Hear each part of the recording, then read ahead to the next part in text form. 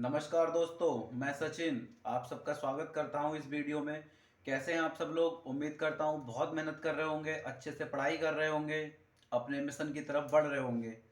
आज इस वीडियो में हम बात करने जा रहे हैं कि एक अच्छा शॉर्ट ऐसे कैसा हो। शॉर्ट ऐसे एसएससी सीजीएल हो या एसएससी सीएचएसएल हो या एसएससी एमटीएस हो, तीनों में ही लिखने को आता है और इसके लिए काफ़ी टाइम भी मिलता है। शॉर्ट ऐसे लिखने के लिए कुछ इंपॉर्टेंट बातें होती हैं जिनके बारे में हम आज डिस्कस करने जा रहे हैं। सबसे पहला पॉइंट ये होता है कि जब आप एग्जाम में जाएं बैठें और जब आपको शॉर्ट ऐसे लिखना हो, सबसे पहले आप कम से कम 5 मिनट लिखने से पहले सोचें। जो भी टॉपिक आपने सेलेक्ट किया है उन ऑप्शंस में से उस ऐसे के बारे में कम से कम 5 मिनट अपने माइंड में एक ड्राफ्ट तैयार करें कि किस तरीके से क्या मैटर इसमें मैं डिलीवर करने जा रहा हूं।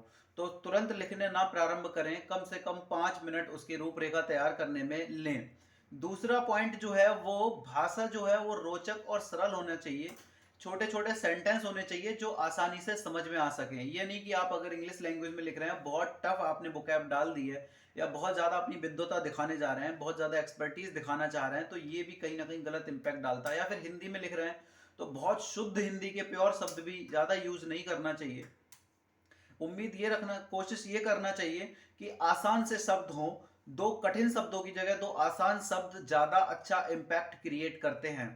अगर आपने टाइम लिया है ऐसे लिखने से पहले सोचने में, तो आपकी काटा पीटा जो है, जो काट पीट होगी वर्ड्स की, वो सबसे कम होगी अगर आपने ड्राफ्ट तैयार कर लिया है।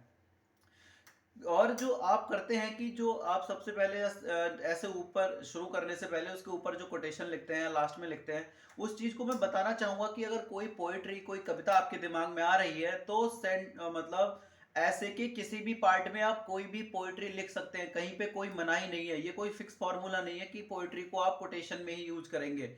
ऊपर आप बॉडी में यानी कि ऐसे के बीच में भी कहीं पे भी कोई भी पोएट्री यूज कर सकते हैं, बस वो टॉपिक से रिलेवेंट हो, उस टॉपिक से रिलेट कर रही हो और आपकी लैंग्वेज को अच्छा कर रही हो। आप कहीं पे भी कोटेशन या कोई भी आपने वर्ड या किसी की कही हुई कोई भी बात यूज कर सकते हैं। सभी वाक्य जो है वो एक दूसरे से जुड़े हुए होने चाहिए। ऐसा नहीं है कि एक सेंटेंस आपने कहीं का लिख दिया, एक सेंटेंस कहीं लिख रहे हो। मतलब एक दूसरे से रिलेटेड होनी चली चाहिए, भाषा जो है एक दूसरे से रिलेटेड होती चली जाए। इस तरीके से आपने छोटे छोटे सेंटेंस लिखने हैं।